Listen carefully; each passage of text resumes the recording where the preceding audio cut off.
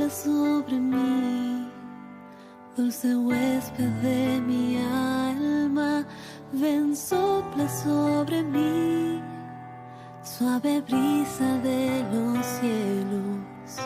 Sopla sobre mí, dulce huésped de mi alma. Ven, sopla sobre mí, suave brisa de los cielos. Quiero descansar en tu presencia. Quiero abandonarme en ti. Derrámate, Espíritu, en mí. Cura todas mis heridas. Consuélame y sumérgeme en tu amor. Derrámate, Espíritu, en mí. Cura todas mis heridas. Consuélame y sumérgeme en tu amor.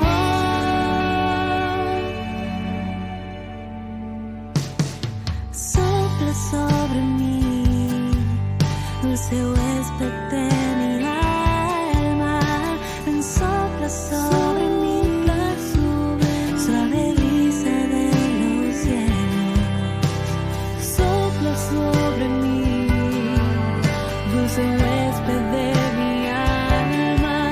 Ven, sopla sobre mí, suave brisa de los cielos.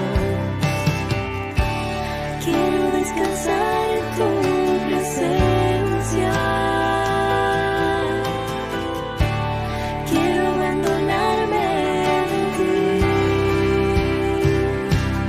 Derrámate, Espíritu, en mí. Cura todas mis heridas. Consuélame y sumérgeme en tu amor. Derrámate, Espíritu, en mí. Cura todas mis heridas. Consuélame y sumérgeme en tu amor. Derrámate, Espíritu, en mí. Cura todas mis heridas. Consuélame y sumérgeme en tu amor. Derrámate, Espíritu, en mí. Cura todas mis heridas. Consuélame y sumérgeme en tu amor.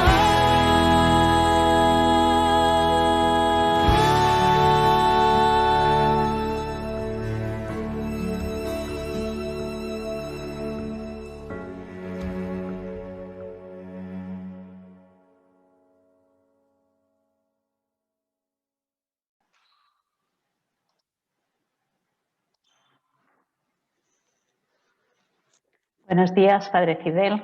Buenos días, hermanas. Buenos días. Espero que estemos ya todos dispuestos para iniciar este día. Gracias, Padre. Muy bien. Bueno, pues comenzamos con una pequeña oración. Abre, Señor, nuestros oídos y nuestro corazón a tu palabra, de tal manera que acojamos como tierra buena la semilla que quieres sembrar en nuestra vida. Te lo pedimos por Jesucristo nuestro Señor. Amén.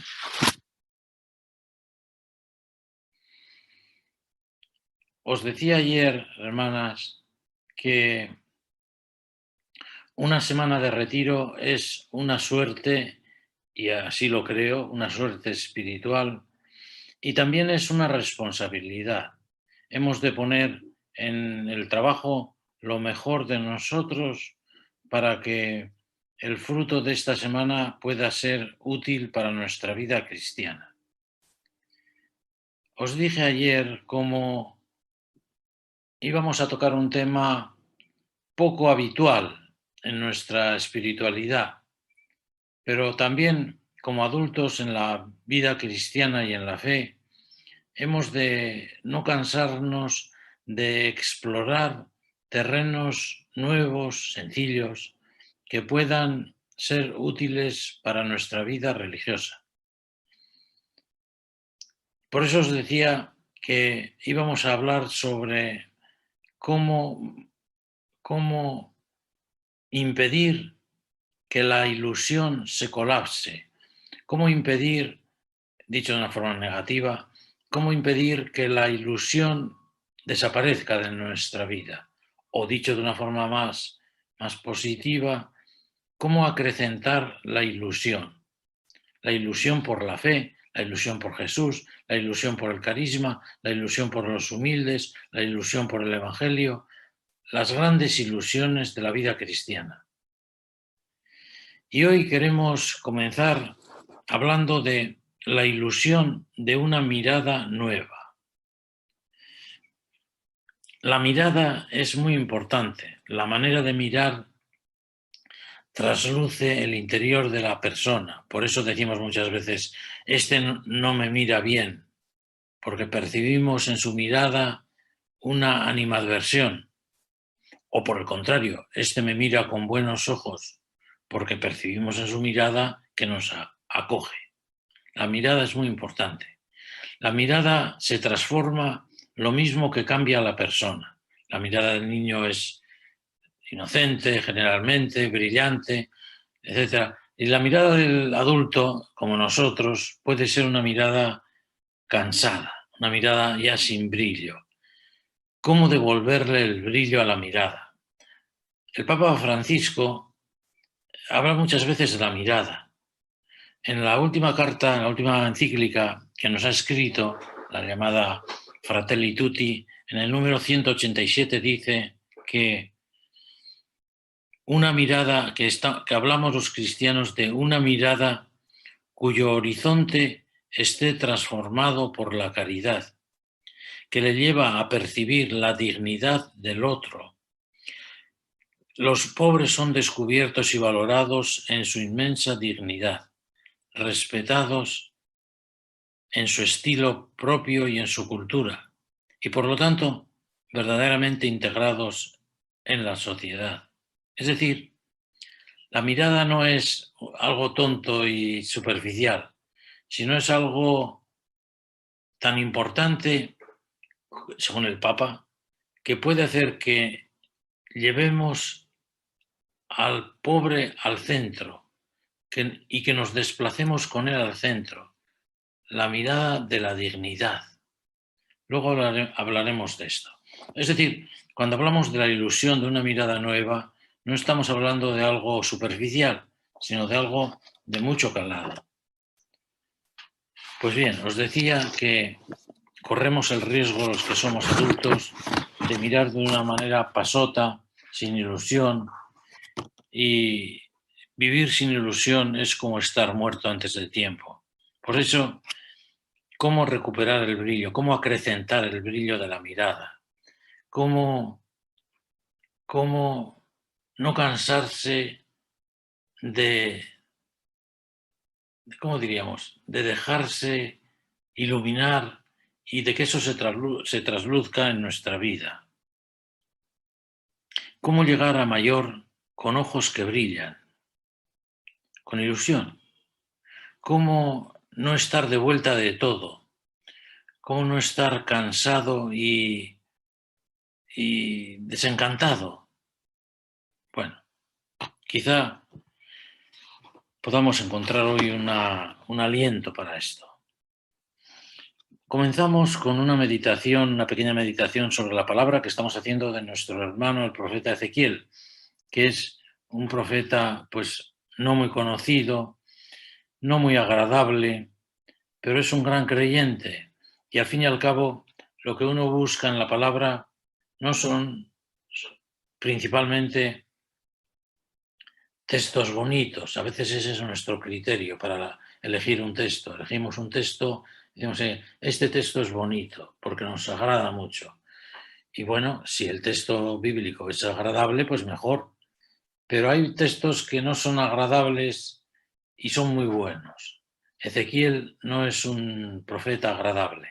Él es como es áspero, es duro de pelar, pero tiene dentro una gran experiencia de fe y eso es lo que nos interesa.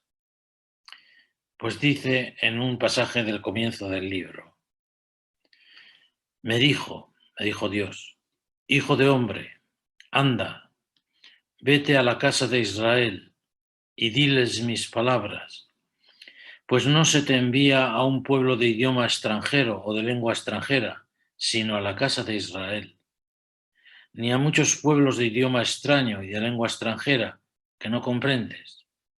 Por cierto, que si a estos te enviara, te escucharían.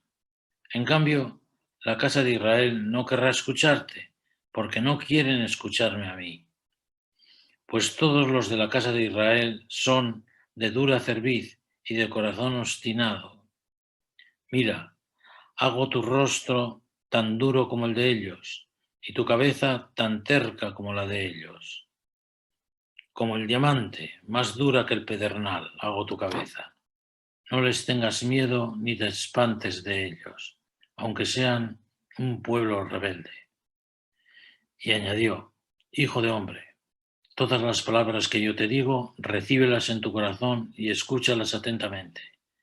Anda, vete a los deportados, a tus compatriotas, les hablarás y les dirás, esto dice el Señor, te escuchen o no te escuchen.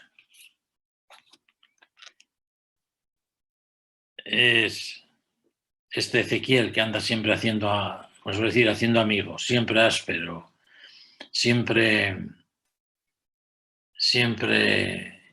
con un punto de hiriente, pero creyente. En las Biblias suele poner esto, la vocación del profeta, y en realidad es un texto de vocación del profeta. Pero veréis cómo ocurre algo curioso, que se le está invitando, ¿cómo diríamos?, a un cambio de vocación. Ezequiel cree que es profeta en Israel, pero se le va a llamar a ser profeta en el exilio, y eso le va a cambiar. El exilio es el que le va a cambiar. La pobreza, la humildad es la que le va a cambiar y le va a transformar de vocación de profeta en Israel a vocación de profeta en el exilio. Algo totalmente distinto. El exilio transforma al profeta. Esto ocurre también en nuestras vidas, ¿no? Muchos, incluso obispos, se han convertido en el exilio. Por poner un ejemplo muy reciente, el arzobispo de Tánger, Santiago Agrelo, un franciscano, ahora jubilado, fue hasta sus 60 y tantos años profesor de liturgia en Roma, un profesor de liturgia, y de repente le nombran obispo de Tánger.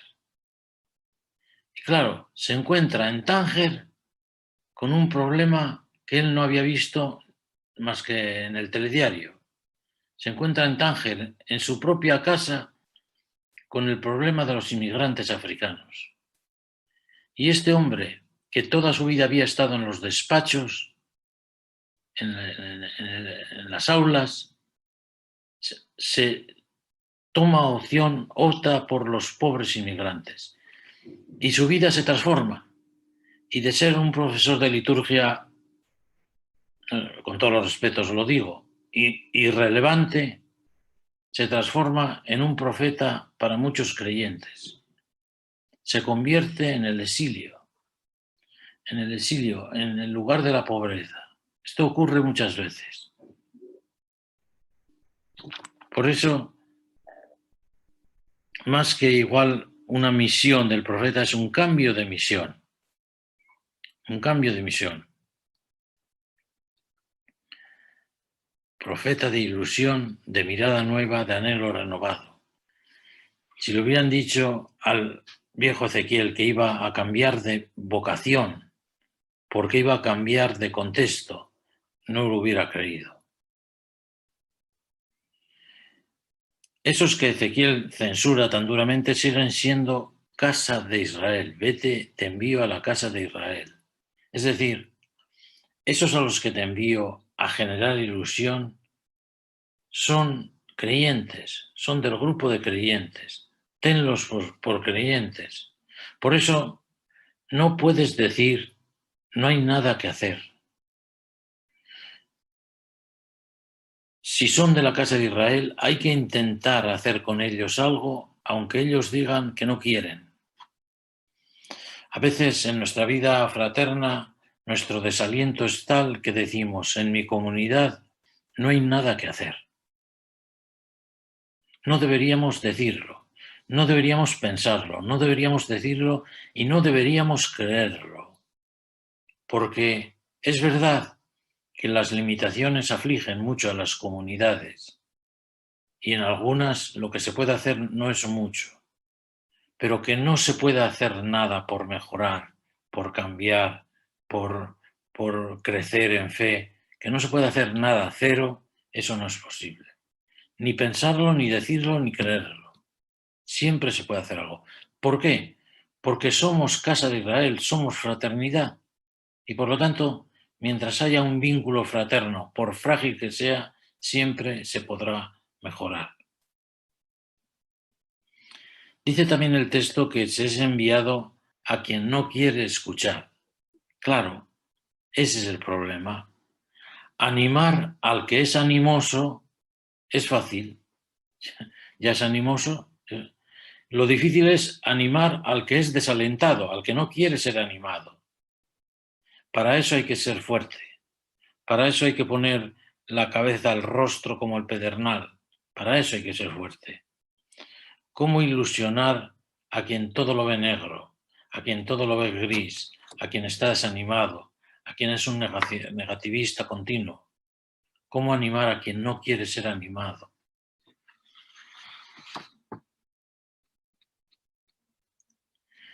Se necesita un rostro, dice, y una cabeza cerca. Se necesita resistencia y corazón, las dos cosas. Aquí Ezequiel subraya la resistencia, pero habrá textos en que subraye a su manera, porque él es áspero, pero subrayará el corazón. La profecía, que en sí es Ezequiel y la profecía en general, a veces es áspera, en el exilio de Babilonia aprendió a ser cordial, aprendió a hablar desde el corazón. Por eso, por ejemplo, el segundo Isaías, que es contemporáneo de Ezequiel, emplea unas expresiones insólitas. Emplea diminutivos. El diminutivo hace más afectiva la expresión. Por ejemplo, si yo le digo a una persona, tú eres un cerdo, eso es un insulto. Decirle a una persona, tú eres un cerdo. Pero si una madre dice a su niño que se le cae la comida, le dice, ¿qué cerdito tenemos en casa? Cerdito. Ese diminutivo afectiviza y hace hermoso. Pues la profecía emplea esos diminutivos. Por ejemplo, dice el segundo Isaías, no temas, gusanito de Jacob, gusanito, oruga de Israel. O sea, gusanito. Esos diminutivos cálidos. La profecía ha aprendido algo muy importante, que generar ilusión no puede ser hecho a golpe a bastonazos, sino que hay que hacerlo con cordialidad, que no hay que cansarse de ser cordial, que no hay que cansarse de hablar al corazón. Dice una frase muy bonita, el capítulo 52 del Génesis, que cuando José se reconcilió con sus hermanos, dice, les habló llegándoles al corazón. hablar al hermano con palabras que lleguen al corazón. Esa es la manera de resistir, no a golpe de bastón.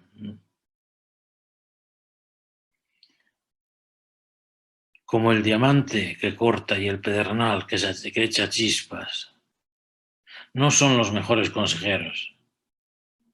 Ya aprenderá en el exilio que Ezequiel que esos caminos hay que suavizarlos.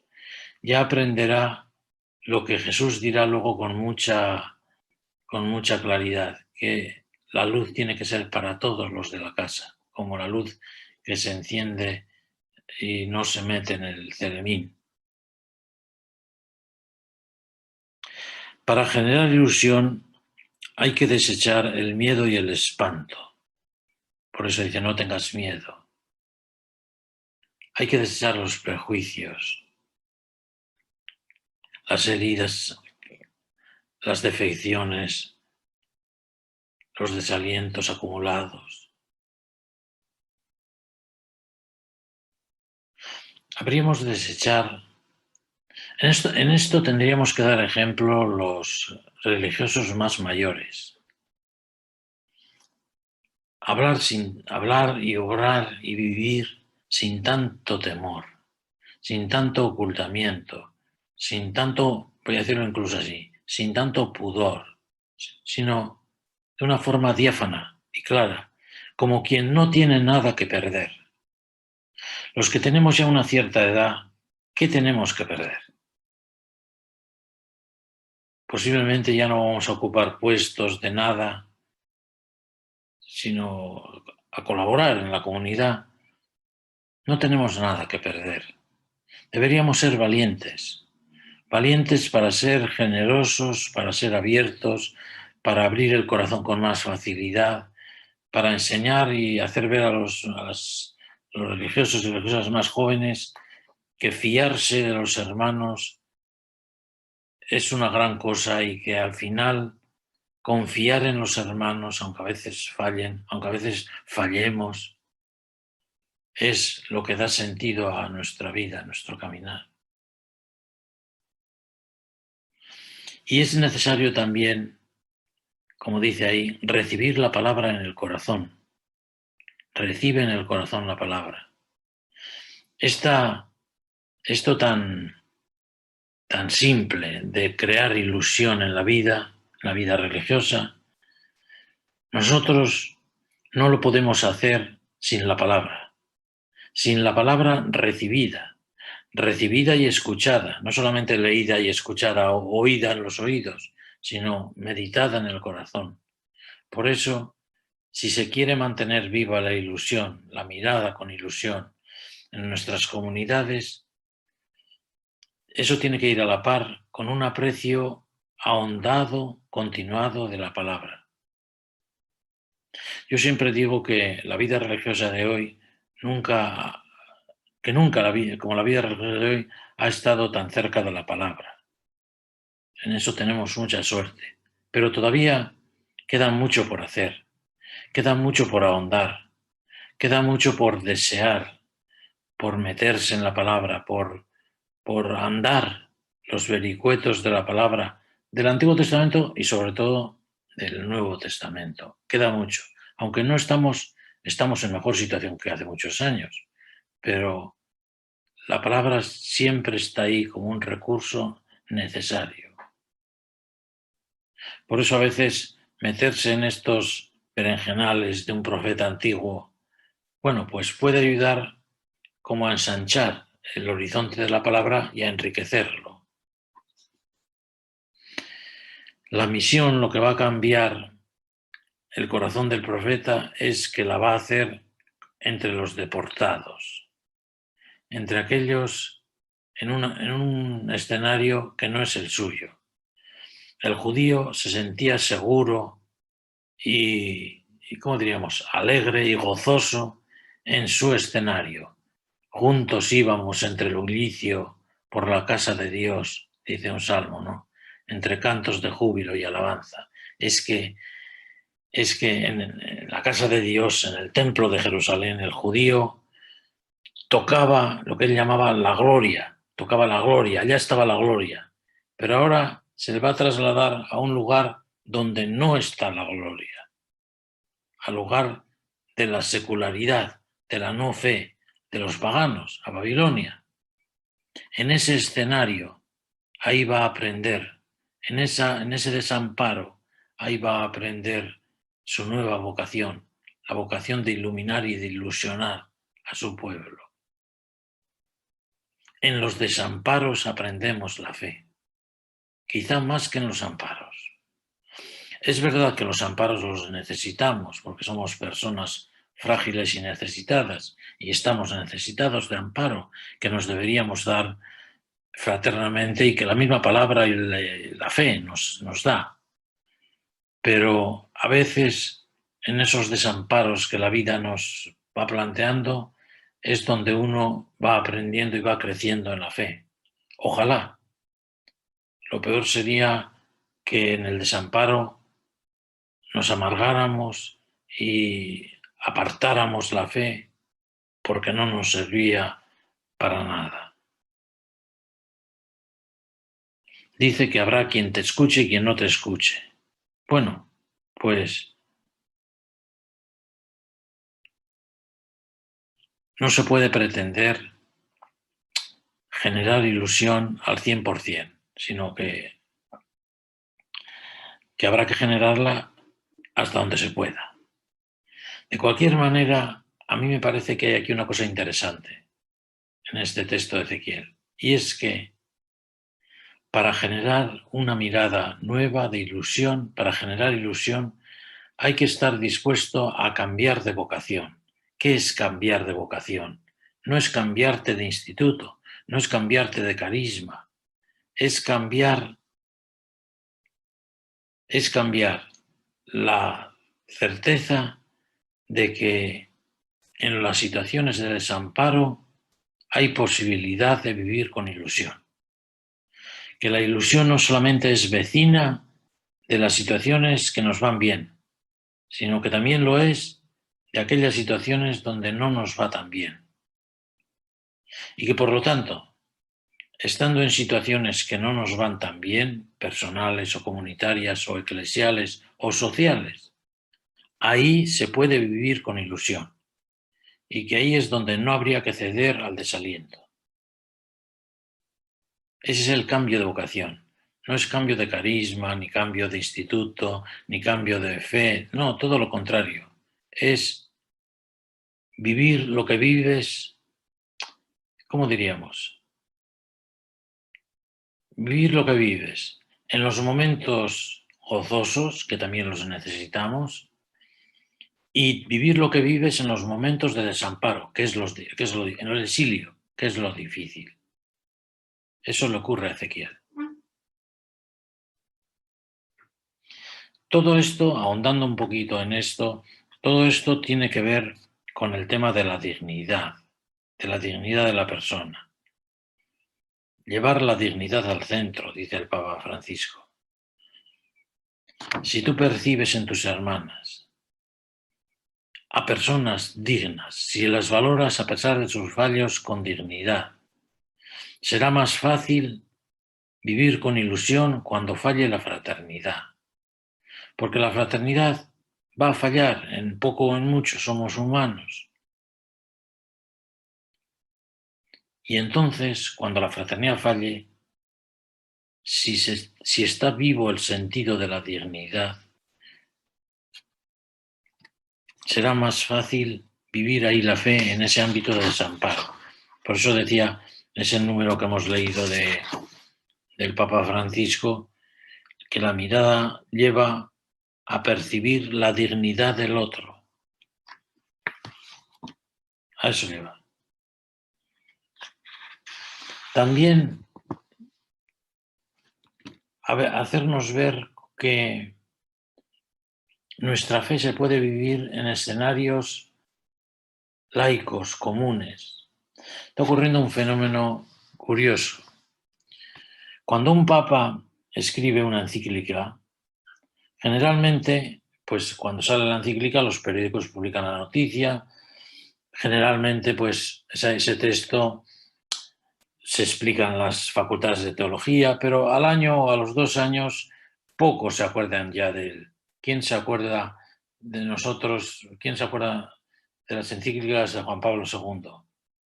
Pues algún profesor, algún alumno, pero la mayoría de nosotros pues ya la leímos y ya... Pero sin embargo, con las encíclicas de este Papa está pasando algo curioso, que tras los años siguen vivas. Por ejemplo, la Laudato Si, que lleva ya 5 años, se sigue citando, se sigue estudiando, se sigue hablando de ella en foros religiosos y en foros laicos. Sigue vivo el texto, 5 años después. La Fratelli Tutti, que acaba de salir hace menos de un año, está continuamente en los periódicos, en lo social. ¿Por qué estos documentos del Papa Francisco se mantienen vivos? Y yo no hallo otra respuesta que porque tratan temas que son de todos. La ecología es de todos. El amor social, la fraternidad universal es de todos. La ecología no es solo un asunto de los cristianos, es de todo el mundo. Y tratarlo de todos en escenarios comunes es donde la fe puede salir fortalecida, no en escenarios particulares. También habríamos de entender la sociedad y leerla con benignidad crítica. Bueno, pero me salto un poco esto y quiero pasar al punto tercero porque no estaré nunca más de 3/4 de hora, nada más. Que esta manera ilusionada de vivir, incluso en situaciones de desamparo, ¿qué miradas tendría que engendrar en nosotros? ¿Qué miradas nuevas? ¿Mirar de modo nuevo qué?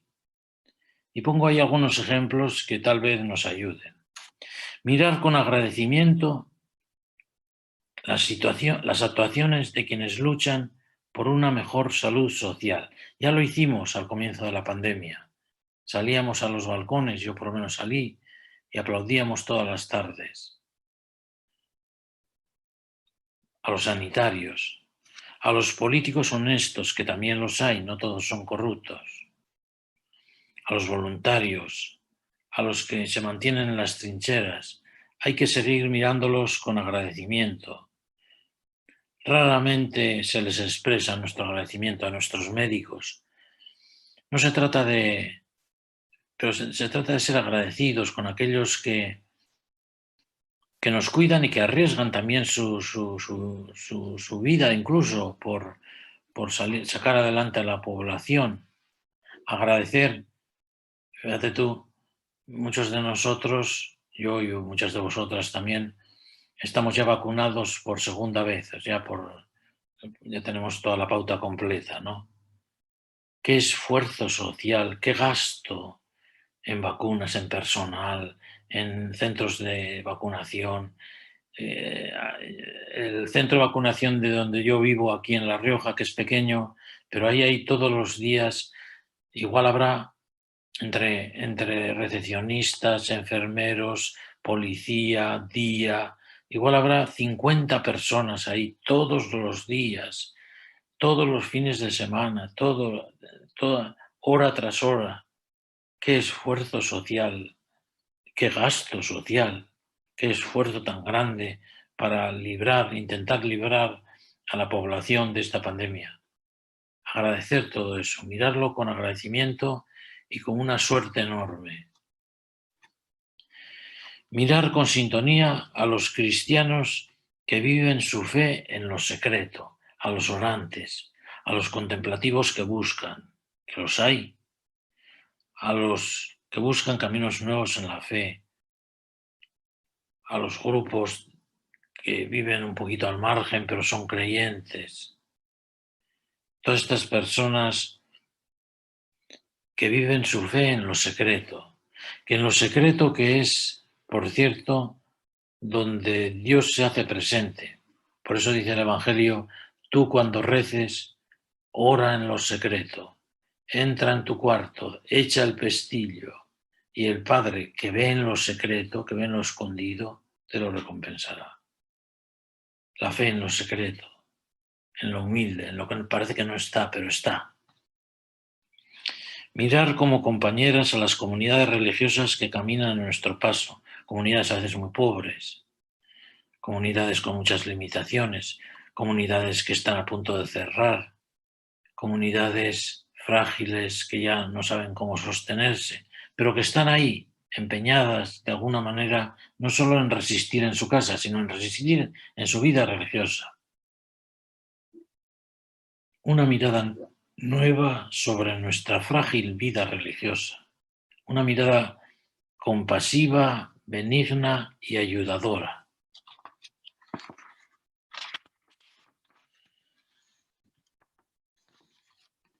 Mirar con admiración a los que creen con fuerza en las alternativas sociales. Gente que piensa que se puede vivir de otra manera.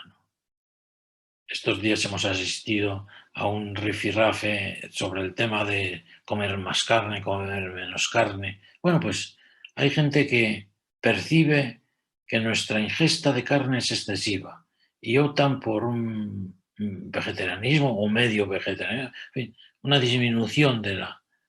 Bueno, pues son alternativas sociales que quizá nos abren a otro modo de entender la sociedad. Mirar con simpatía a quienes hacen de las pobrezas un lugar de encuentro, a quienes no huyen de los pobres, tanto en la vida religiosa como a los que no huyen de los pobres, a los que están ahí con ellos, Cáritas, organizaciones nuestras, que están ahí y que no se hartan de los pobres, porque igual hay motivos, más de uno, para hartarse de los pobres, porque los pobres son pobres, pero no son santos. Pero no se van de ellos, no los abandonan. Mirar con ternura a la Madre Tierra también, como dice la Laudato Si. Mirar con ternura a los que luchan por el amor social. Miradas nuevas.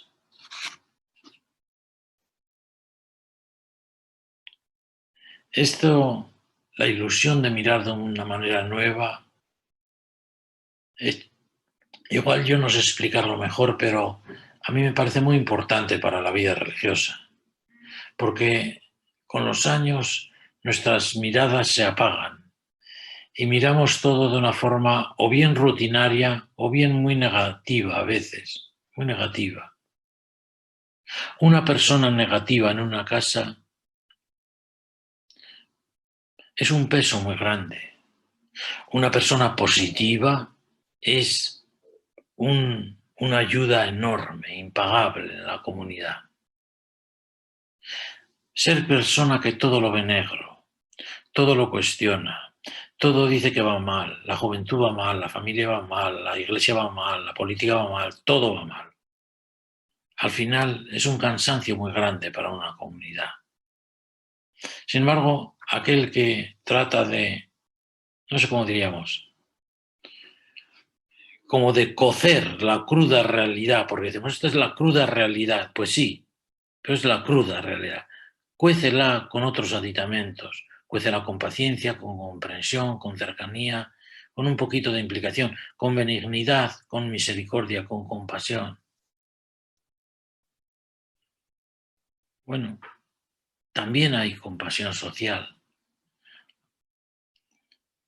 Aunque suscitó mucha polémica en algún sector, porque, pero cómo nos conmovió a todos aquella muchacha que abrazó a aquel muchacho africano, como un gesto así, que habrá cientos de esos gestos que no conocemos, pero como un gesto de bondad.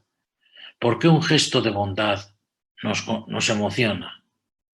Pues nos emociona porque en el fondo somos buenos y poner a funcionar la bondad y la ilusión puede ser un gran beneficio para la vida religiosa, para la vida fraterna. No renunciemos a vivir con ilusión, con sorpresa. No renunciemos, no cedamos al cansancio, no vivamos cansados, no muramos cansados. Me decía hace poco un hermano que ya ha fallecido, me decía una frase muy... de esas frases que se te meten dentro, ¿no? Me decía, quiero que la muerte me encuentre bien vivo, que la muerte nos encuentre vivos. ¿Qué quiere decir que nos encuentre vivos? Porque si nos vamos a morir, que nos encuentre con el alma viva, no como personas que ya han tirado la toalla, se han desencantado de todo, ya no les importa nada. No, a mi manera, en mi madurez, incluso en mi ancianidad, me importan las cosas, me interesan, me causan estremecimiento las cosas buenas y me causan estremecimiento los dolores también de otros. No dejarse de conmover.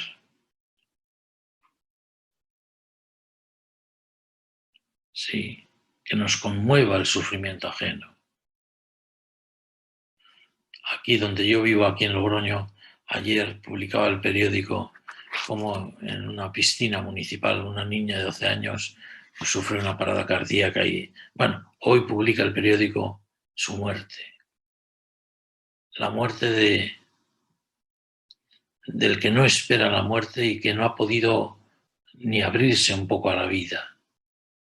Bueno, pues que nos conmuevan los dolores humanos, los pequeños, los cercanos, los lejanos, los grandes dolores. Cuando el Papa Francisco visitó la República de Birmania, Myanmar, es una república budista, pero tiene un problema étnico muy importante porque una parte de la población musulmana, de pobres, ha sido expulsada del país, casi 1 millón de personas, los rohingyas. Y el Papa Francisco visitó su campamento. Y cuando vio delante de él aquella masa de pobres totales, sin patria, sin nada, no, o sea, sin nada en la vida, sin ningún amparo, sin arraigo, sin documentos, sin médicos, sin comida, nada. Él, que llevaba un discursito preparado, antes de decir nada, viendo a aquellos pobres tan pobres, ¿no?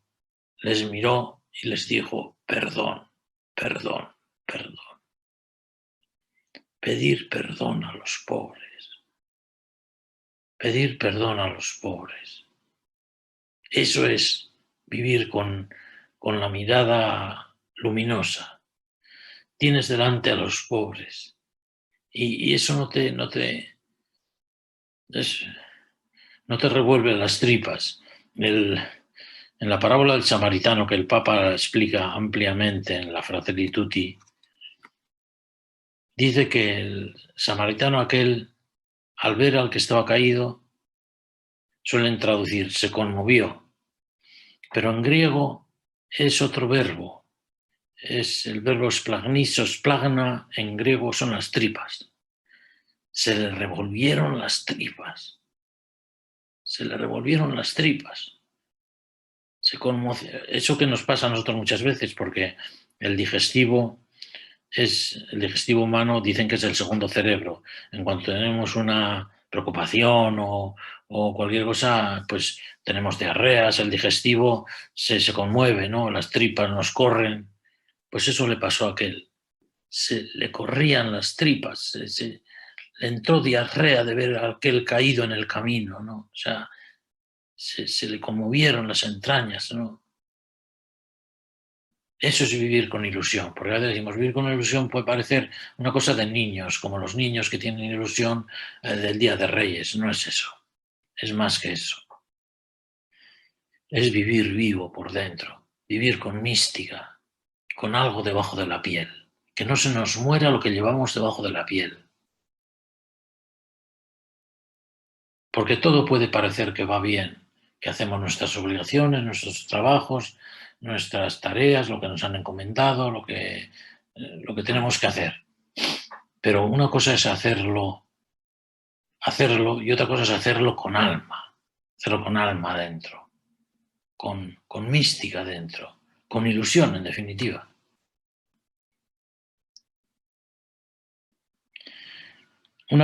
Para terminar, una pequeña derivación mariana. La mirada de María, cómo miraba María, y los evangelios pues no son muy generosos en estos datos, pero bueno, hay pequeños atisbos, ¿no? Bueno, primero uno puede imaginar cómo miraba María a Jesús recién nacido en la cueva aquella de Belén, cómo una madre mira a su hijo, con qué inusitada, increíble ternura una madre mira a su niño nacido, ¿no? Bueno, no tenemos ningún dato evangélico, pero eso es fácil suponerlo. En el capítulo 3 de San Marcos dice que la familia fue a buscar a Jesús y estaba fuera. Y Jesús dice, mis hermanos son los que están en el corro, los que cumplen el designio. María es verdad que con su familia está fuera, pero es de las que están en el corro, de las que cumplen el designio. Es parte del corro que mira a Jesús. Y en Marcos 15:40 se dice que en la pasión, la crucifixión, algunas mujeres miraban de lejos al crucificado. No cita entre esas mujeres a María, pero seguro que estaba ya consolando a su hijo desde lejos, desde donde se les permitía, mirando. María, la mujer que mira al niño pequeño con ternura, la mujer que mira al Jesús que ofrece el reino, la mujer que mira al Jesús que se entrega totalmente a los demás. La mirada creyente de María, la mirada ilusionada de María. Pedimos a María su mirada fiel, tierna, acompañante, valerosa, que nunca se endurezca nuestra mirada. Una mirada dura es una siembra de sal en la fraternidad, una mirada dura. Hay un pasaje del capítulo 10 de Marcos, joven rico, donde dice que Jesús se le quedó mirando y le mostró su amor, se le quedó mirando. Las miradas de Jesús. Muy bien, termino con un pequeño poema. Todos los días pondré un poema que hoy lo voy a leer, otros días igual no. Como es corto. Si nadie nunca nos hubiera tocado, seríamos paralíticos. Si nadie nunca nos hubiera hablado, seríamos mudos. Si nadie nunca nos hubiera sonreído y mirado, seríamos ciegos. Si nadie nunca nos hubiera amado, no seríamos nadie. Si nadie nunca nos hubiera sonreído y mirado. No dejemos de mirar con ilusión y con aprecio a los hermanos. El día que se nos hagan insufribles, que no podamos mirarles, que no deseemos mirarles, ese día tendríamos la fraternidad como muerta. Por el contrario, mientras miremos al hermano, mientras lo miremos con benignidad y con paciencia y con amor, mientras creamos en su valor de persona digna, mientras seamos compasivos y se trasluzca en nuestra mirada la compasión, la fraternidad es posible. Bueno, hermanas, os dejo aquí. Termino con una pequeñita oración. Te damos gracias, Señor, porque a través de tu palabra nos llamas al seguimiento de Jesús. Aumenta nuestra ilusión para que, como María, andemos cada día tras las huellas de tu Hijo.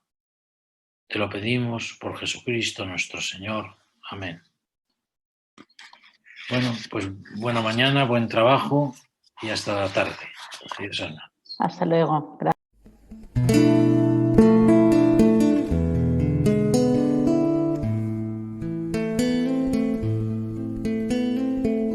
Cuánto camino a la deriva, cuánto sueño cada día con la tierra prometida. Cuánta espera, cuánto empeño, cuánto desearla y verla para quedar a las puertas de lejos sin reconocerla. Se me ocurre que el desierto es también vida y promesa, tanta arena, tanto infierno los habita tu presencia. Cuánto desearla y verla para quedar a las puertas de lejos sin reconocerla.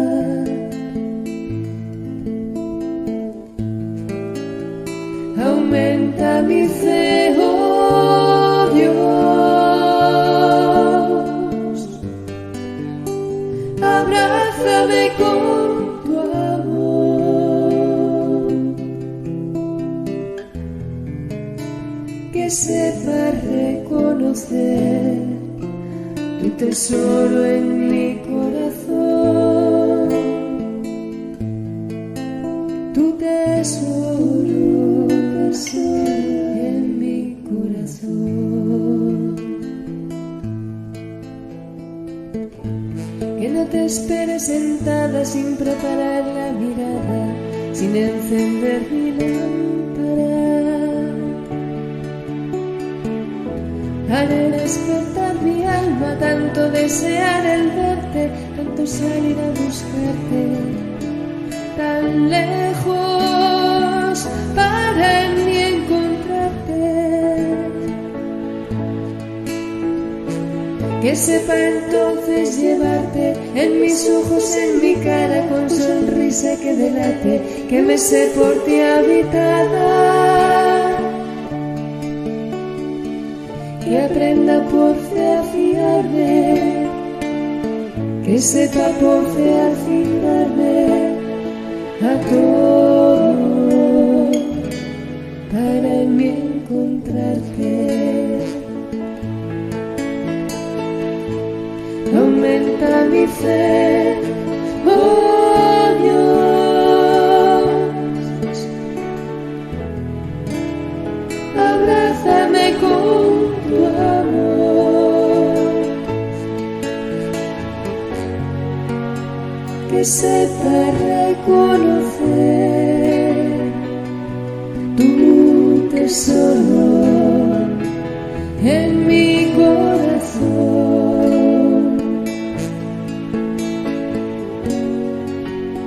que sepa reconocer tu tesoro